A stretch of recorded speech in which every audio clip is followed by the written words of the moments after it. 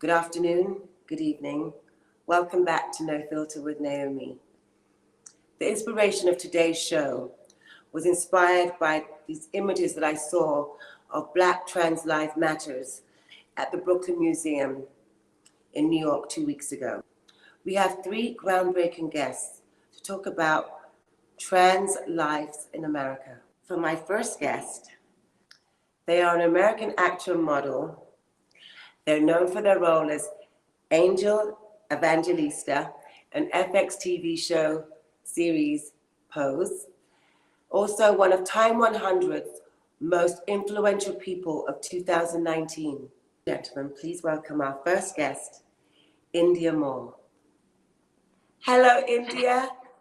How are you? That was such a, wait, move over, I can't see your beautiful face. So, Indya, I can imagine these past weeks you've been doing a lot. You'd like to tell us what you've been doing and how you've been getting through this time? Yeah, I mean, so in the beginning of the uprising, I went to a protest in Chicago, and I protested, tried my best to not be visible as much as possible, just because I didn't want too much centric attention around like me being at a protest as opposed to like the point of the uprising. I didn't want to be a distraction, but I did go, and I was injured, and so then I was thinking about, you know, what is the most effective way for me to utilize myself in this movement. And so may I ask you, so you got injured, did you fall? I was hit with by a police officer with a baton. But You know, this was happening to, you know, people all across the nation, Black folks all across the nation. You know what I mean? So like, it's no surprise that it happened to me, because it's been happening to everyone. People have been beaten. Peaceful protesters have been beaten. You know, are you fully recovered now? Sorry. Oh yeah, I'm fine. I'm okay. I'm fine. I'm okay. I'm healed. I'm recovered. I'm fine. But you know, like, I was just concerned about, it's just like really upset about just the way that it seems like the people who are the most vulnerable are always the ones out here in the streets fighting for all of us, you know, and all of us who are least vulnerable benefit from everything that the most vulnerable fight for. And so, like, you know, I was just thinking about that dynamic, and I was thinking about what's the best way that I can utilize myself in this movement. And so, you know, platforming voices and organizers intentionally, I think is really helpful. And I think there's been a really beautiful system of like messaging and information that has been flowing throughout the globe because of the way I think folks have been using their platform and their funds and their money. And so, you know, I've just been trying to be effective in that way. I'm looking forward to attending a training that organizers are putting together in Chicago, so I can learn how to you know, be of service. You're in Chicago now, with the leadership of actual organizers. Sorry? You're in Chicago now? I am in Chicago now, yeah. And so that's what does that entail? What does that entail? I mean, a lot of work putting together, as you said, you're putting together something for next coming months. What does that entail? I mean, it's a lot of work that goes into that. Sorry, repeat that again, the next coming months. What does that entail? You said you're putting together for some other protests coming up in Chicago. Well, I'm attending a training that is being created by some organizers in Chicago, particularly around defunding the Chicago Police Department. And so, like, I just want to. What do you mean by training? They train you to? Because so there's a training. Yeah. There are trainings that are available that organizers are putting together for people to attend, so that they can learn how to properly organize and protest without like going out without a plan, without going out without knowing what the demands are. And so it's important for me to move under the leadership of organizers, because they're the change makers, and I want to, you know, make sure that they have access to me in a way where I can be used. And so that's some utilize of yourself in the right way, that get the best out so of that's you. what some of what I'm gonna do. I'm also working on a documentary centered around Black trans folks. And I'm really excited about that. And you know, like that, I've been also trying to shift more focus into the queer and trans Black community as well, particularly because queer and trans people. I don't want queer and trans people's liberation, who queer and trans people who are also Black, to be left out of this movement for Black lives. You know, because once Black folks are no longer being targeted by white supremacy and racism, Black trans folks and queer folks still are at risk of death and violence in our own communities. And so this has been really important for me to make sure that the movement for liberation is intersectional, and that we're all looking out for the betterment of safety and quality of life for all Black people, including queer and trans folks. I think this is what this is about. And so, you know, I've also been thinking about, you know, what are some other ways that we can engage the fashion world, because I have a lot of movement and involvement in the fashion world, and you know, it's also been important for me to kind of engage this industry as well, because this is also one that I work in and is my job, you know. So like Indya, you were the first, I believe, transgender model to work with Louis Vuitton and have a contract under Louis Vuitton. I was, yes. Yeah, that's phenomenal, absolutely phenomenal, and about time. I mean, when I think back, I remember meeting, I knew all of the House of Extravaganza. This was late 80s, early 90s, and Angie. They used to teach me, say, why don't you change your walk and teach me how to walk in the West Side Highway. I had so much fun and respect, and part of who I am is because of the transgender and gay and transsexuals. That's all made, I know that's made me who I am. I know that, I've always known that, and they've always embraced me, and I will always embrace them. Always. So yes, our fashion world needs to do more. Yeah, you know, there's only been I think it's myself, Leah T, Laverne Cox, Harry Ness, Andrea Pijek.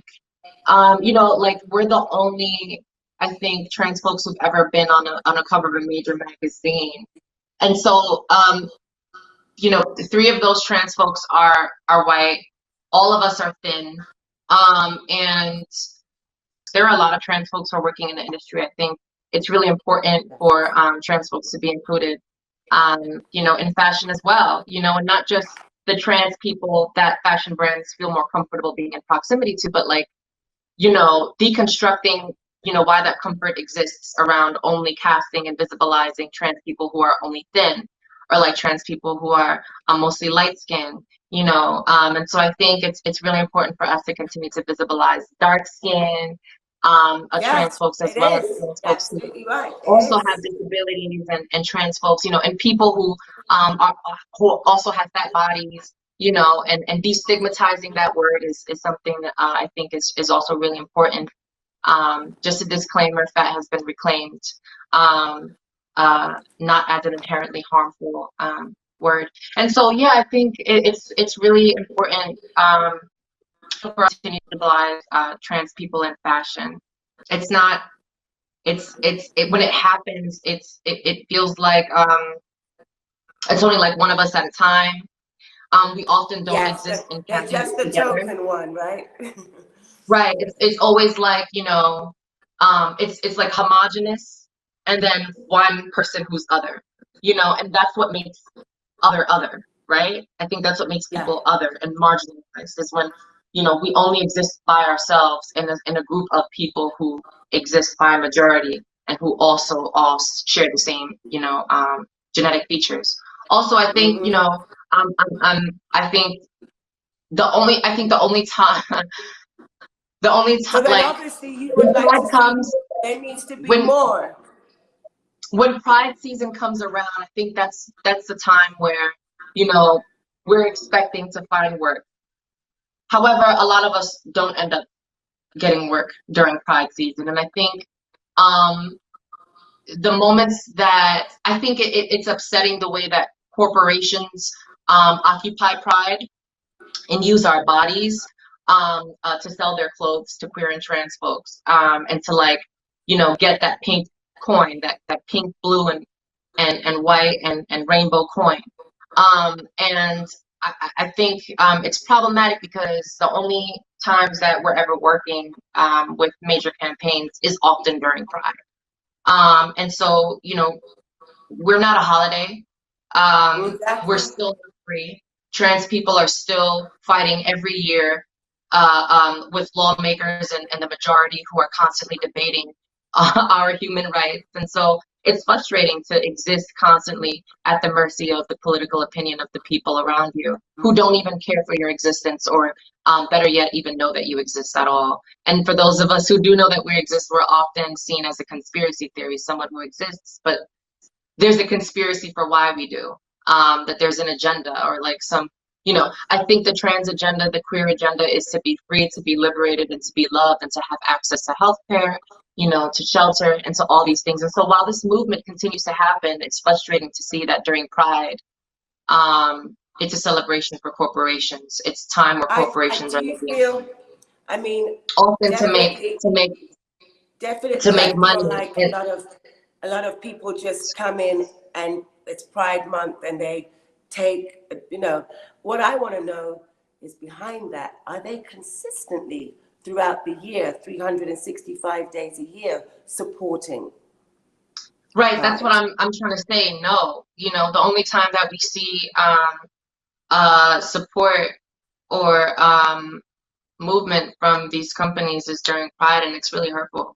Um, you know, I would love to just be an artist, Naomi. I would love to not have to constantly stick my neck on the line and shake the table and make people uncomfortable all the time, in order for my community to be seen and heard. But it's scary because at the cost looks like, you know, sure, people will listen, but then the folks who are actually shaking the table never end up being able to have longevity in their careers because of their voices. And so we all know this. We all know that this is a dynamic that exists, and it shapes our Or survival. you get branded difficult, you get branded, or because you have to open your voice, but if you don't open your voice, you don't get what you want.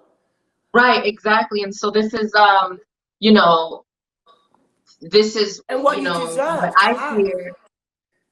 Yeah, you know, this is something that I've been really fearful of, also, and that I've heard, you know, some folks that child, you know, I won't mention where or what production that this happened in, but somebody left a tampon in my trailer at a production that I won't mention, a bloody tampon, which we found later was fake blood. And so, like, there there are, How like, I disgusting. experience acts of violence constantly, like, on and off set. And when I fight for myself, like, it's so easy for me to be branded as difficult. And I'm so happy that you said that, because I believe that, you know, Black and brown, trans and queer folks, marginalized people are constantly being branded as difficult. And when we are, people vow not to work with us. But folks like Hakeem, I'll never forget, Hakeem, I can't remember his last name, brilliant actor, played Joker. He, Mhm. you know, talked about the ways in which he has been difficult throughout his career on production, and has been, you know, like, accountable to that. And during the time where he accepted his award for his performance in Joker. But I think it's just telling to see white men constantly It's get Joaquin passes for Phoenix we're being. talking about, right? Joaquin Sorry? Phoenix. This is Joaquin Yes, Phoenix. Joaquin Phoenix. Yeah. Yes. Shout out to him and his talent and his voice, and the way that he uses it for marginalized folks, and the way that he Absolutely did for that. amazing. It's a Agreed. beautiful speech, but it's just like telling that, you know, white men constantly get a pass to in learning how to be better people throughout their time at work, where trans and queer and women, femmes, people who are marginalized, who are constantly having to advocate for ourselves on set, are being branded as difficult, and we never get worked with again. You know, and so like I think like what happened with Gabrielle Union was disgusting. You know, so like this is something that is happening, and that networks and productions are protecting, right?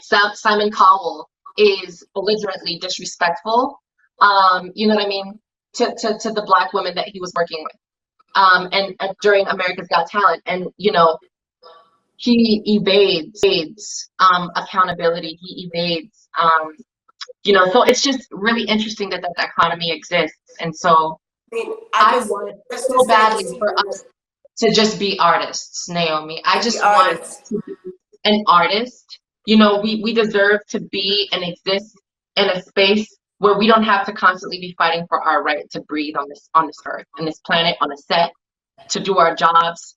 You know what I mean? In peace and not be terrorized. Like, I really do understand and identify with a lot of what you're saying. I really do. I know you do. And not keep. I understand you feel like if you open your mouth, you're going to lose that gig.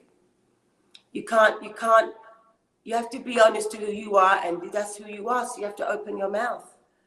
Because otherwise they're not understanding, and they're never told. So they can say, well, they didn't know. You have to have the conversation. That's the only way.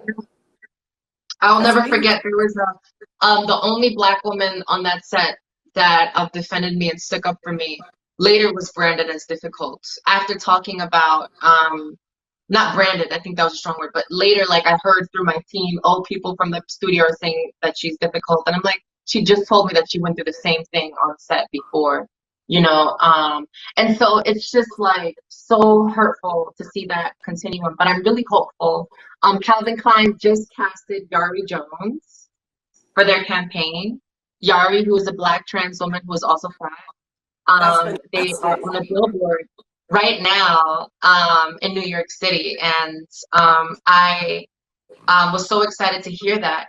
And so, you know, the last thing that I want to speak on around representation in fashion and is the fact that whenever any one of us are on a campaign,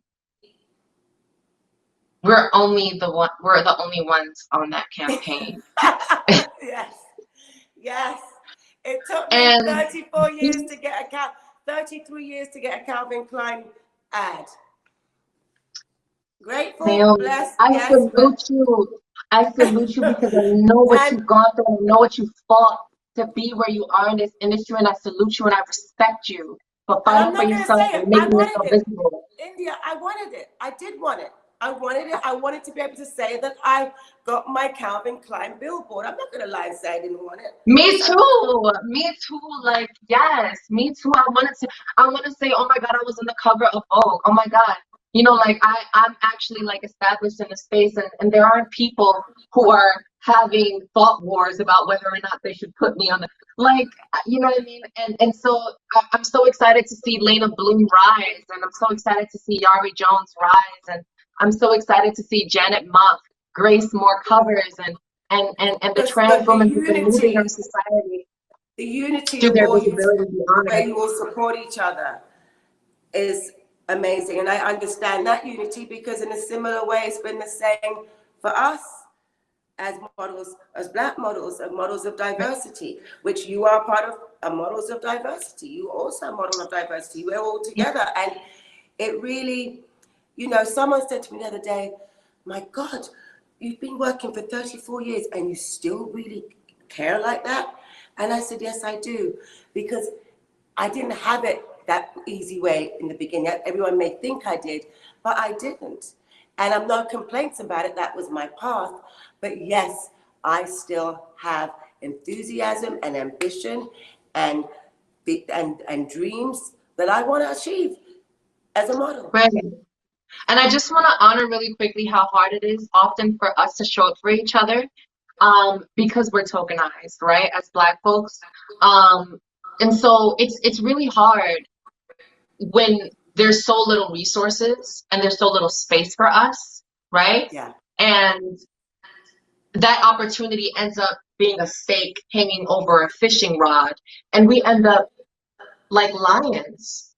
You know what I mean? We end up being like lions, Like trying to giving get that the, piece of steak hanging yes, from a fishing yes. rod. And that exists in our communities because of the ways that the system, this fashion industry intentionally marginalizes us, because they're intentional in the little space that they allow us to work together.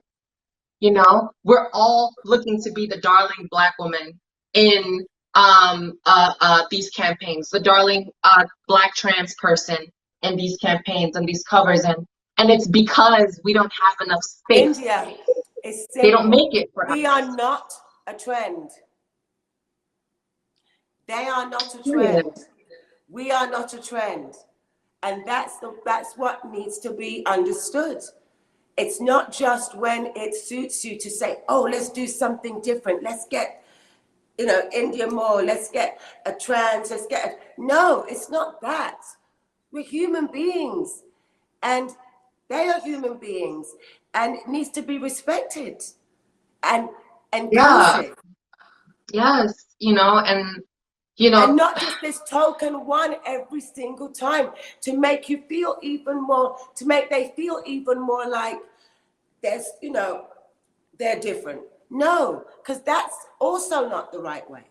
They may think it's the right way, but it's not. It's culturalized in this industry, Naomi. I'll give you an example, a life example. I love life examples so much.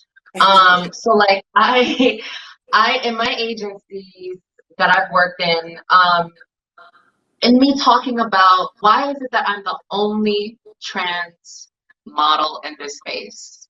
Why is it that, okay, you have another, but why is it that you only have a trans femme and a trans masc person working in your agency? And then it's like it could never be more than one trans person. And so the fear, like when I'm talking to the agents and wondering, why is it that I'm the only one here? They're like, well, India, we want to make sure that it's okay with you before we bring someone else in. But We I want to think make sure. that's not fair to put that on you like that. We want to make sure that it's okay, and they're looking at, me not having to compete with other people and stuff like that. But I'm like, do you guys know that you are unintentionally perpetuating the lack of space that we have? Unintentionally, by telling me as an agency, that loves and represents me and appreciates me and hears me and sees me, you're telling me that you are afraid of bringing someone else on because you don't want us to be in competition. Y'all have the power to, y'all literally have y'all represent hundreds of white people and white talent, where most of them have similar features. Most of them are comrades. Most of them work together. Most of them have relationships. Why is it that there is a fear for competition when there is only one of me in this space? But they create competition. They create that. And they literally, and I've these been through that agencies, too in they my create life. the competition. They create it. Yes, Naomi. They create it. They create it. And so like, they have literally the power to deconstruct that, to deconstruct the animosity and the tension that comes up between us in community because there's so little space. And so, those of us who are hyper visibilized and who also have a particular set of privilege, it's important for us to advocate for those who are deserving and underlooked. And our bodies, the visibility of us, the visibility of dark-skinned Black folks, the visibility of fat women, the visibility of folks who are often hidden and silenced is what I believe is going to transform the landscape of the way that we see Blackness, the way that we conceptualize transness, and the way that we interact and engage with queer people. And so, seeing that. India, how do you feel now with all that's happening in the world, where we're at right now? I feel really hopeful. Yeah, that's what I want to know. How do you feel? Do you see it that it's going to make life easier? Because I don't believe life's ever easy. I don't believe in easy life. But well, do I you feel like really hopeful. Mm-hmm. I feel really hopeful, but not, you know, I feel really hopeful. I see movement, I see trends and a change, and I see, you know, the pressure being applied, and I see people moving into transformation and listening in ways that they never have. And while there is a little bit of itty bitty movement here and there, it's still not enough. You know, the BETs and the NAACPs and the ABCs of Black media respectability politics. You know, I think when they silence, ignore, refuse to platform us, They ignore you us know, too, and it's terrible. I'm totally with when you. when they do that, they're teaching our community to feel that way about trans people. They cut a Black trans woman out, I can't remember her name right. Say that again. She Her did a name is. commercial with McDonald's, Imara Jones, and BET cut it out of they already planned this was something that they already knew was happening, and they cut her out. And they chose to use the clip where I said Dominique Remy Fell's name in honor of her life, and to bring visibility to her life. And so, but they cut her out. They cut Imara Jones out from the commercial. And so you can't do that. You know, you can't do that, because back to my point is, when you do that, you're teaching people to do that to our lives, to Correct. cut us off from the It's not a earth, good to example. feel shame and embarrassment. You know what I mean? And so your own. the NAACP has been and has been intent, like, ignoring us. The NAACP has not been doing enough work in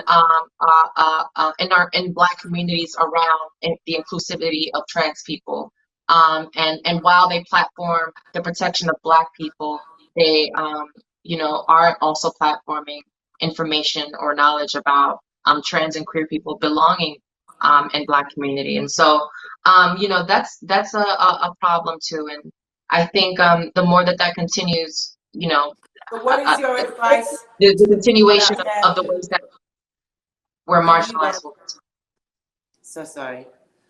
No, what is your advice to the people out there who want to be involved, want to support?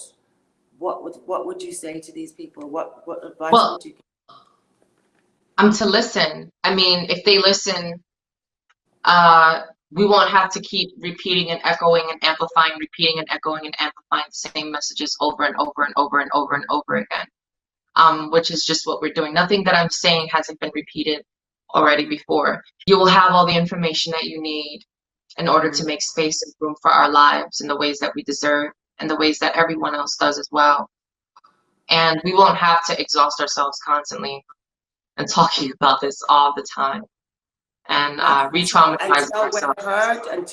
Until they are heard, that's the way it has to be. Until we're heard, we're going to keep on speaking, you know. But I think I'm really hopeful. There is change, you know, but I think it just, people need to stop beating around the bush and you know, feel like walking on eggshells around just humanizing us, you know, like it's not that complex, you know. Your energy, the energy is just like incredible. I feel you so much and I identify with so much of what you're saying. And you know, I'm sorry, I was going a mile a minute. No, I was like, I know that listen, your passion for me. I was just trying to get it all out. Get it out. That's what everybody's gonna listen to you. And you know, India, you're gonna be helping and educating and guiding so many people. You are you know, you were brought onto this world to do what you're doing, and that's what I just want to work. I just want to act and I want to model, you know, and that's what I want to do, you know. That's my desire. I want to create stories, and I want to be a part of beautiful ones, and that's truly what I want to do, and I just want to be free to do that, but I can't, because I have to constantly fight for myself all the time, and you know, I just wish more You're people not were more alone. engaged. You're not Thank you. alone. You're not alone. I'm so grateful and honored that you could take your time to be on the No Filter today. It means so much to me. And I really hope after this quarantine that I'll get to see you again, because I got to see you at the Time 100. And You remember. yeah, and Janet, and I'm really, really grateful for you to be on the show today and just to hear what you have to say. I could talk to you for hours and hours because it doesn't stop here, but know this, you're not alone. You are not alone. Naomi, thank you so much for choosing me to have this conversation with you. Um, it means a lot that you found relevancy and value in my voice, and that you thought that I would be able to share something worth hearing and listening to. So thank you. Thank you so much. Thank you. It's a wonderful conversation. I hope to see you soon. You too. I hope to see you very soon. To work together. To work, yes, that's what I'm saying. We have to think of something. We got to think of a good job to do But together. Naomi, before Okay, we now work you got me together, thinking. I'll think of something. before we work together, please, please, I need you. Please, please, please, please, please, please. I have one ask. Yes. One of many asks that I made throughout this video, but I would love to see you on the cover of a magazine with Dominique Jackson. Wow. With Hand in Jackson, hand. that would be incredible. On the cover of Vogue, hand in hand, two beautiful, incredible Black women, strong, tall, powerful Black women who are models and table shakers on the cover of Vogue. That is my dream. I would love, please. But that's it. Okay, I'm I'm gonna let you setting the go. intention out there. Setting the intention. I'm just putting it out there. I'm just putting it out there. Dominique Jackson and Naomi Campbell on the cover of Vogue. God I love bless you. you. Have a peaceful afternoon. You too, my darling. And I'm honored to have my next guest, especially since he's just coming off an historic win at the Supreme Court, Bostock v. Clayton County. Please welcome Deputy Director for Transgender Justice at the ACLU, Chase Strangio. Hi, Chase. How are you? I'm well. Hi, how are you? I'm very well, thank you. It's lovely to have you. Thank you so much for coming on No Filter. Oh, it's a pleasure to be here. Thank you for having me. Well, Chase, I mean, of course, I want to know all about this historic landmark case that you've won. But first, I just want, how did it all begin? What is your story? Can you enlighten us and give us a journey? Yeah, no, of course. As someone who grew up with so much access in many ways as a white person, as a person who had access to formal education, I really wanted to think about ways that I could disrupt systems of power that hurt so many in my community. And especially when I understood myself as a queer person and then as a trans person, I thought about how the law could be a meaningful intervention and disruption in the systems of white supremacy that were so harmful to Black and brown trans people in particular. And so for the last 10 years, I've been a lawyer, and I spent the last 7.5 years at the ACLU focusing on ways to combine public discourse and narrative in the context of pop culture and sort of narrative formation in the public domain with legal advocacy, both in legislative and judicial contexts. And so that's really how I situate myself in the work and think about my role. And I've had just an incredible opportunity to work on so many amazing cases, and it was really the honor of my life to get a chance to be a part of the litigation team in our most recent win at the Supreme Court. That's amazing. I mean, how long did you prep before you actually, I mean, could you walk us through how you started the case? Because I know it's a long process. I've been, not what you've been through, but I've been through a case, a very public case myself, and it's draining.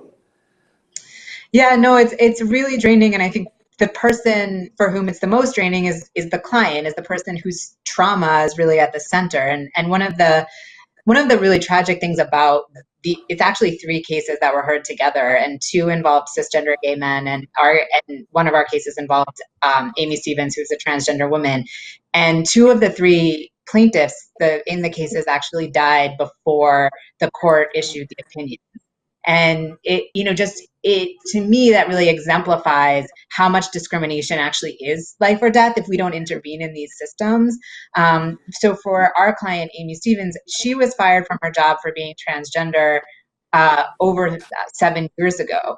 So it took 7 years to make the case through the court system. At the beginning, Obama was president, and the United States was actually enforcing our civil rights laws in a way that was protective of LGBTQ people. Unfortunately, after the 2016 presidential election, there were changes in the position of the federal government, and instead of having expansive interpretations of federal law consistent with what had been true for a long time, we started to see very repressive actions being taken by the government. And at that point, the ACLU intervened in the case in order to defend Amy Stevens's rights in the courts and ensure that we were able to put forth the most robust arguments in defense of an expansive understanding of protections under federal law. And so starting really in 2017, the ACLU was involved in Amy's case. And then the Supreme Court decided to hear the case in 2019. And it was from April 2019 through October when the case was argued. We were just in full, all hands on deck. This is life or death. There's a way in which the courts can't save us. We need people to mobilize, but the courts can kill us. And so we have to be vigilant. So that was, the process. Go ahead. So that was the process. And then I think we were in this waiting period from October when it was argued until June, not knowing what would happen. It's a difficult period to be in. It's yes. That waiting period that you almost wish you could just keep going, because that waiting period can sometimes bring doubt, or how is this case going to go? Or they're not going to go my way. And so your actual law is called? So the question before the court was does Title VII of the Civil Rights Act of 1964 protect LGBTQ workers from discrimination? So the Civil Rights Act was part of the movement for civil rights that was led by Black people in the United States over the course of decades, as we know. And our legal system for so long was founded and then perpetuated systems of white supremacy and anti-Blackness that, over time we saw some progress. And one of the, periods in which we saw more expansive protections being added was in the 1960s and 1970s. The Civil Rights Act of 1964 was passed to prohibit discrimination in the workplace on the basis of race, color, national origin, religion, and sex.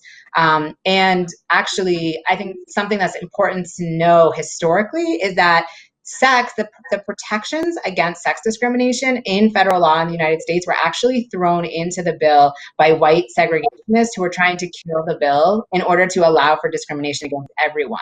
So they thought that the bill couldn't pass if it was more expansive. It did pass, and it has protections in the workplace for people based on race and sex. Because LGBTQ people weren't explicitly covered under federal law in any statute, the way that we've been able to get protections is through courts interpreting discrimination because of sex to cover us. So essentially, the argument is if you fire someone for being trans or you fire someone for being lesbian, gay, or bisexual, you're taking that person's sex into account. And that was the question before the court was, is that sex discrimination and therefore illegal, or is it not? And it was a very simple question, but with such expansive implications for people in the workplace, for people in schools, for people in healthcare, because federal law has sex protections up in lots of different areas. But the only way that LGBTQ people were going to be covered is if the court ruled in our favor. And so this was incredibly high stakes for us. And to have a clear, unequivocal, yeah, it now we can definitively say in the United States, every worker is protected against discrimination because they're LGBTQ. You know, if they're, you know, you can't be fired, you can't be otherwise discriminated against. Now tell me, Chase, this is just the beginning, correct? Yeah, I mean, this is, I mean, I guess I would say it's like the middle. It's, you know, we have a long legacy of warriors for justice in our community. You know, we as trans people, as LGBT communities, we have such a long history of particularly Black leaders fighting against state violence and discrimination that led us to this point of being able to prevail at the Supreme Court. Would you like to see this? Would you like to see this landmark victory all over the world? I would. It should be. Yeah, no, absolutely. And I have the privilege of being in dialogue with lawyers and civil rights lawyers and trans leaders around the world and sort of making plans and talking about what does it look like to have, you know, sort of actual global movements for justice that aren't built on foundations of colonialism and imperialism, but also but actually organically building across regional context around the world. And I think, and we have so much work to do still in the United States. And so this is really, it's not the very beginning because we have a long history, but it's the beginning insofar as this is just a baseline. You know, it is, you know, we have so much more to build. We have so much more that we have. Wonderful taken this long, but it's happened. And you are part of this landmark. You go down in the books. I mean, however, you know, there's an ignorance, absolutely, of how long it's taken to get here, but most importantly, we are here. Yeah. And now it's just spreading your wonderful work across the world and painting that rainbow. Yeah. I mean, how, with everyone that's watching today, what can you tell them to do to be an ally, to help to continue the fight for equality? I mean, I think that we have to recognize that the systems of law that exist in the United States and elsewhere around the world are not going to be the ultimate way in which we secure the types of protections that we need. So what we need people to do are to have redistributive impulses. So if you have resources to give, find trans-led organizations to give them to, connect with trans people, invest in Black trans leadership. I think that's true, you know, all over the world. You have incredible organizations in the global South. You have incredible organizations in the United States of Black trans leaders who are doing the transformative work. And so people, you know, have the capacity to go out, learn about that and invest in it, whether it's skill sharing, emotional support, or financial resources. I think that's critical. You know, for people in the United States, there's so much work to do. A lot of that happens at the state and local level. Voting is key. You know, we have to pay attention to state and local elections and federal elections. You know, right now we're looking at a full transformation of the federal judiciary under the Trump administration. If this trajectory continues, then we're going to have to reevaluate everything about civil rights advocacy in the United States, because the courts will no longer be a place that we can seek a backstop against executive power and legislative power. You know, we have a checks and balances system, but if there's no longer that check in the courts, then we have to, you know, continue to build new structures of accountability. Let me ask you, when you hit that refresh button on your computer and the decision had been released, what was the first thing you felt? It was like a combination of sheer panic and confusion and joy, because the truth was, I think we didn't really believe we could win this. We have an incredibly conservative Supreme Court. There were so many forces against us, and so I at least was in a position of trying to prepare myself for the worst. And you spend 8 months pressing refresh, and all of a sudden you press refresh and there it is, and it's not downloading properly, and you're trying to understand what it actually says. What is are there limitations on the rule that they're issuing? So in 5 minutes, I felt like I went through 500 emotions, and then felt a definite period of joy and calm that was then quickly channeled into motivation and action, both to make sure people understood the opinion and its implications, and also so that people knew the work wasn't done. I think the risk of having momentous victories is that it can lull people into complacency, and complacency is not a place where we can be right. And I totally agree with you on that. It never stops. It's That's constant, right. continuance, maintenance. And that's something everyone's like, but don't you want to relax? Like, no, it doesn't stop. No. You have to, especially creating and being part of something. I mean, such a landmark historical history behind it. It's never going to stop, really, Trace, is it? I mean, in a good way. In a good way. Yeah, in a complex way, it's never going to stop. It's never going to stop. Yeah, I think it's. Yeah, I mean, because there's going to be so many challenges that arise during all of it. Things stipulations, and then lots of opinions. But as long as you have your light at the end of the tunnel, that's all that matters, and you're going to get there.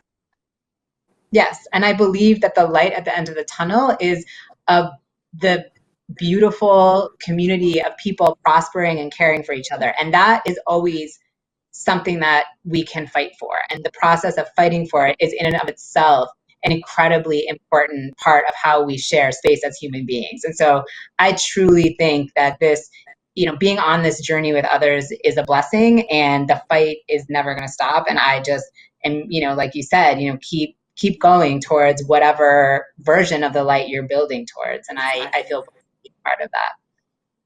Chase, Strangio, thank you so much for your time. It's an honor to speak to you, and I know you must be incredibly busy, but please don't stop. Don't stop. We need you, and I'm just so blessed that you could be on No Filter today. Thank you so, so much. Thank you for everything you're doing, and thank you for having me. Thank you so much for being on. Have a blessed afternoon. You too. You too. And for our next guest, Tori Cooper, Director of Community of Engagement for the Transgender Justice Initiative. Welcome, Tori. Thank you so much for having me. Wow. Thank you, Tori, for your time and being able to do this and come on No Filter. Thank you so much. It is indeed my honor. I will say that this fulfills one of my lifelong dreams. My birthday is the day before yours, same year. The 21st? Yes, the same year. You don't have to say the year, although it is Googleable. This is a good year. It was an absolutely amazing year. Yes, as am I. So I've wanted to celebrate my birthday with you for years. So I guess this is the closest we'll get to it, at least until next year. Who's saying we got a mutual friend in common? Wonderful Alfonso David. Yes, we I'll do. be seeing you. Yes, we do. Tori, I mean, the works that you've done, just reading about you and all that you're doing, and then on top of that, you're also doing your master degree in public health. Right now you're doing that. It's phenomenal. I mean, please tell us what it is you do exactly for the HRC, Human Rights Campaign. Thank you so much. So for HIC, I love your shirt too. So for HIC, I am the Director of Community Engagement for the Transgender Justice Initiative. So I am one of the leaders at the organization working out of our national office in DC. And under the heading of the Transgender Justice Initiative, our department, many of the initiatives that we do locally and nationally around transgender issues, all of our public statements around transgender folks, most of them come directly from my office. So that's it. That's in a nutshell. We are working on a number of different initiatives, some very, very innovative.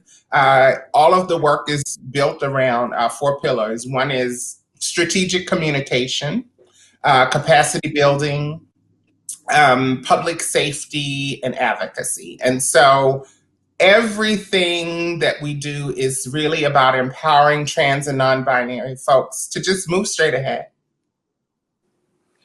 Now, as a Black trans woman, did you see, like, with all that's happening, I mean, did you see and think any of we would be here today where we are? Yes, yes. However, I didn't think trans would be in it. I was really fortunate. Early in my transition, again, at our age, there was a time when I didn't have to identify as trans to walk in my womanhood. When I started taking hormones, I used to go and buy dirty magazines, and in the back of them were 800 numbers. And you would call and you would order something that you assumed was hormones because that's what it told you. It told you that it was feminizing cream or feminizing hormones or horse mammary, all kinds of things. And so that's how I started my medical transition, and I use air quotes for that. And that was 27 years ago. So things have progressed a lot. When did you know growing up that you did not feel you wanted to change? When did you feel that you were just wanted to be what you were not? Very well said. How do I put that? You did. That was very intentional, and I appreciate that. So I always knew something was different. I knew I wasn't like little boys, and I could tell that I wasn't just like little girls. And I think the most important moment, and I just told my mom, I reminded her of this recently. My 12th birthday, going into my 13th birthday, I remember my mom coming in and she was tucking me in. It was like an episode of The Cosby Show or The Waltons. And she was tucking me in and she was telling me how exciting the next day was going to be because I was entering into a new chapter in life. And what she was talking about was being a teenager. But how I interpret it in my head is that, and my final prayer going to sleep is that I will wake up with a vagina and everything that had happened in my life would have been a dream. And that's actually the last thing that I remember going to sleep. So if using the words man and woman or boy and girl are the words we're going to use in this particular case, that was when I knew that there had to be a change. But I've always known that something was different from most of the other kids. Mm-hmm. Wow. And so you grew up, where did you grow up? I grew up in Richmond, Virginia. Okay. And now, so if you've never visited, you should. I've never been to Virginia, no. No, I've not been to Virginia. I'm just trying to, yeah. I've been to the South. Did you work in the South ever, or? So, yes, so technically I live in the South. I have a home in Atlanta, but I'm working out of the DC office. So I've been quarantined in DC since since March. Yeah, so I live in the South and work, I guess, right here at the Mason-Dixon line in Washington. And how is the South in dealing with and accepting or embracing of transgender? And I mean, when I first came to the United States of America, my first location shooting was in New Orleans, and my mother was quite fearful for me to go. We then drove up through Mississippi, where they just taken down that Confederate flag, and Alabama. And my mother was just like, I'm going to show you, Lady Sings the Blues. I want you to understand, if you see these type of people, you know what I mean, with the cones. And I mean, I just feel the repression there is so heavy. What was it like for you being there? Even though it's Atlanta, it's a little more cosmopolitan, but. You make some absolutely wonderful points. The beginning of my transition, both physically and the way that I expressed, and also the story I told you about my hormones. I lived in Jersey, but I worked in Manhattan at the time. And so for me, that part of the journey was pretty easy. You know, I didn't want to look very out there, and it's New York. People see you and they've seen 15 million times worse. So, you know, so I got a pass there. And then when I moved to the South, when I moved to Atlanta, I didn't identify as trans. I understood and appreciated and owned my transness, but that wasn't how I introduced myself. And I remember one of the breaking points was for me, I was on the train with some friends and we were just going to a park or something. And we were we were riding the subway and seated in different seats. And I've been really fortunate that I haven't had to face a lot of the taunts from folks because of my gender presentation. And so, but the same folks who I was with, we have very similar experiences of our trans identities and gender expressions, were being talked about. And we were only sitting 2 or 3 feet away from each other. And what it did is I realized that if we're all just alike and they're talking crap about my friends who I'm with, but didn't see the same transness, so to speak, in me, then it was important for me to embrace and identify myself as trans more as a political statement than anything else. And that really was one of the catalysts for me getting, really being very, very intentional in the work that I do now and was doing even then, but even more so. So right now, how does it feel for the Black trans movement to be suddenly on the global stage? How do you feel about this? And what needs to be done to keep the maintenance of our voices of the Black trans movement and trans movement out there? Maintenance is a great word to use because maintenance implies that there's something that needs to be fixed. And so this is an I statement. One of my problems, I love and respect the Black Black Lives Matter movement, but I believe that one of the biggest downfalls, one of its big problems is that it doesn't And I guess I want you to go back and repeat that again, because we started to go a little glitch and I really want to hear what you said. Yes.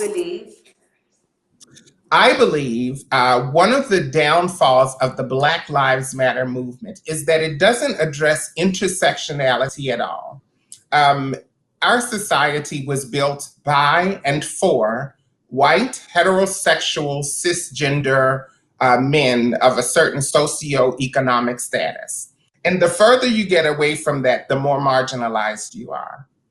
And so our society is also very patriarchal. In my opinion, the Black Lives Matter movement has also, even though it was founded by Black women, the most important aspects of the movement, the greatest amount of protests have been reactionary also from a patriarchal standpoint. We look at the deaths of Breonna Taylor, who by all accounts is a perfect victim. She was the frontline worker. She was in her own house, in her apartment, sleep. She wasn't doing anything illegal. And she was killed by the police who made a mistake. And then we look at the public outcry around George Floyd, also a terrible, terrible situation. And we got to see it on camera. And when we compare that to Sandra Bland and even Eric Garner, our movement has so much centered around the lives of Black men, Black cisgender men in particular, that it hasn't addressed Black womanhood. And it certainly has not Black queerness or Black transness, because around the same time, Nina Pop in Missouri and Tony McDade in Florida. Tony McDade was killed by a police officer in Tallahassee, Florida, right around the same time, actually within a couple of days. And so Black Lives Matter movement and many other national movements have not been intersectional in their approaches. And that, I believe. And their embrace of all yes, life.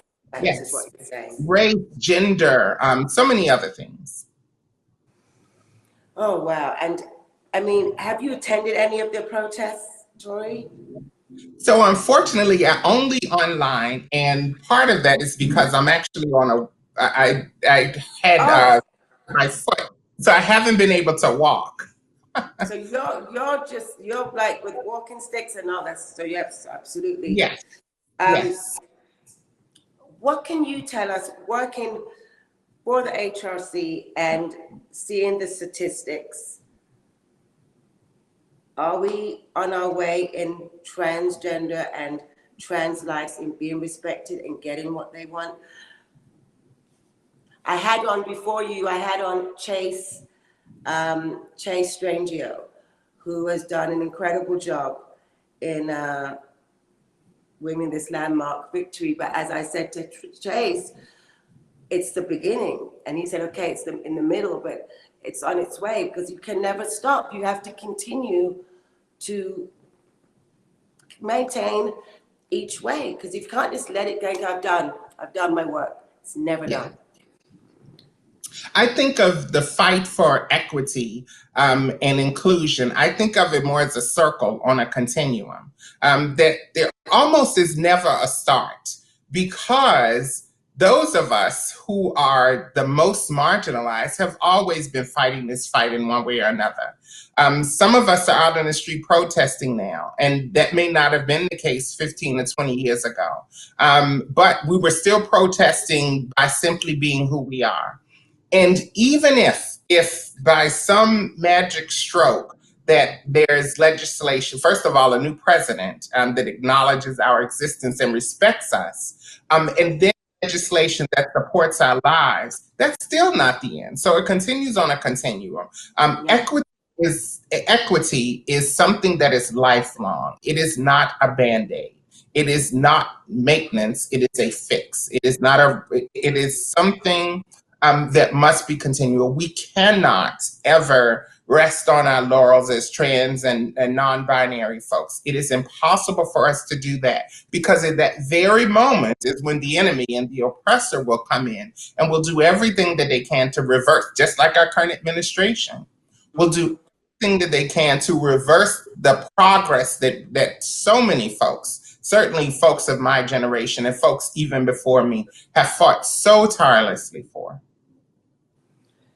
Wow. So statistically, what are you seeing in terms of, has violence towards trans people gone up in these past few months, or what are you seeing statistically there?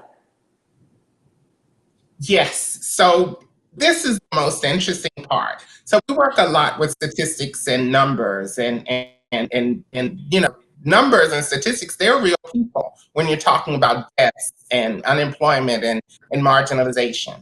And so it's important to note that right now we have about the same number of deaths of trans individuals that we had last year around this time.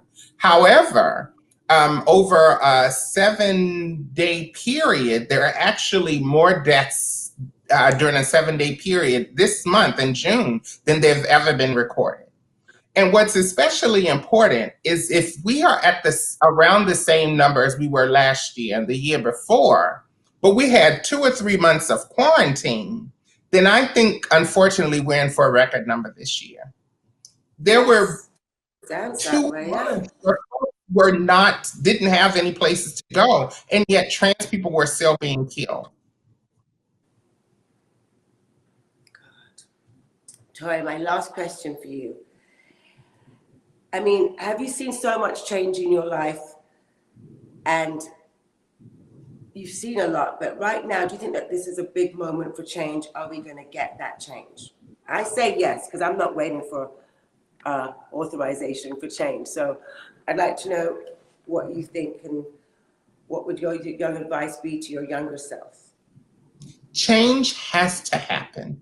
I often will say that as human beings, as living creatures, we are all in some form of transition. If we aren't, then we're dying. We don't think of it that way. And with trans people, our transition may be much more physical. It may be something that people can see. But a flower, if it isn't transitioning from a seed into a bulb, into the flower that, then it's dying. And that's the same for all human beings. So we have to be transitioning from one state into another or we're dying. And so for trans people, it's important that that transition, that change that's happening, certainly for many of us is happening physically, but it is also continually happening emotionally and mentally. And along with that, we understand and are willing to accept less hatred. We're willing to accept less exclusion, fewer exclusionary policies. We're willing to not accept jobs which will discriminate against us, and people who will simply say out of their mouths anything that they want to disparage us. That's certainly not right. And so as we continue to change and transition from one space into another, as trans individuals and as individuals and as Black people, you know, we used to use, we embraced the word colored really during our lifetimes, really, when you and I were both young. And so it's important to understand all life is transitioning. And in terms of that, society must transition as well, to embrace more folks, to understand that my trans identity has nothing to do with your womanhood. Nothing. Nothing. And understand, as women, I think it's, as Black women in particular, there's a term that I've been using a lot lately. It's called misogynoir. Are you familiar? Misogynoir, misogynoir. Okay, misogynoir. Oh, it's amazing. It's amazing. And the short way to think of it is how society negatively views and the hatred of society against Black women. I heard an interview with Indya Moore, and much of what you were describing was misogynoir in the fashion industry and acting. I might be I heard you all talking about a fat woman being on a magazine. Well, that might be me. You know, so society. Society has to change. It has to change. Acceptance of people, it's too narrow-minded, it's too territorial. It is too territorial. And the truth is, we are stronger when we work together than we are when we fight against each other. Amen to that. Amen. Wow. Tori, are you writing a book right now? Because I mean, you've written so many. Is there any, are you in the middle of writing anything in this period? So I'm still in the early stages of writing one book. So I have a few, during this quarantine period, because I'm terrified to go outside, to be honest, I have realized that it is important to find anything and everything that is healthy, that brings you joy. And so what I am realizing is going down memory lane and having remembrances of events and people, they're bringing me joy. And music, I love music. Those things are bringing me joy, even in this period of isolation. And so I find myself writing little notes and narratives about stories and things that happened in my past with me and other folks, and that's bringing me joy. And so if nothing else, there will be something that will be written and for sale that will encourage people to seek joy in their own life, whatever that means. Because this world wasn't made for you and me. This society was not made for you and me. So it's important that as we continue to be trailblazers, just like you are. You've blazed the trail for many, many years in fashion and art and business. It's important for we continue to be the first in many areas. You know, I actually, and this wasn't because I knew I was going to see you today, but your issue of essence is right here. There are so many, we're still the first in 2020. And that doesn't make sense.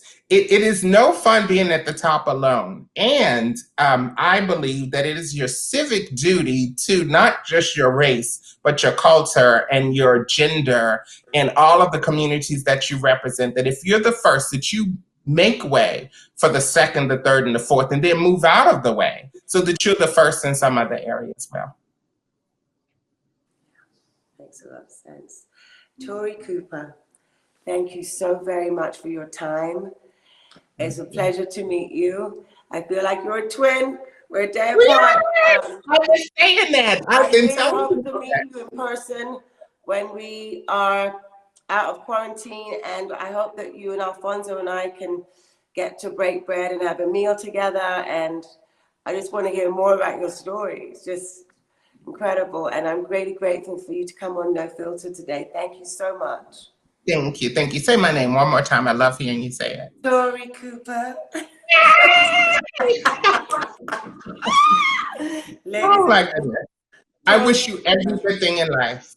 Thank you so much. God bless you. Thank you, Tori. Have a beautiful afternoon. You as well. Thank you. Thank you for watching No Filter today. If you have any questions for myself or my guests, please put them in the comment box and I will get back to you. Today was very inspiring conversations, and we have to keep striving for change as trans lives matters. Thank you so much for watching No Filter. Until next time.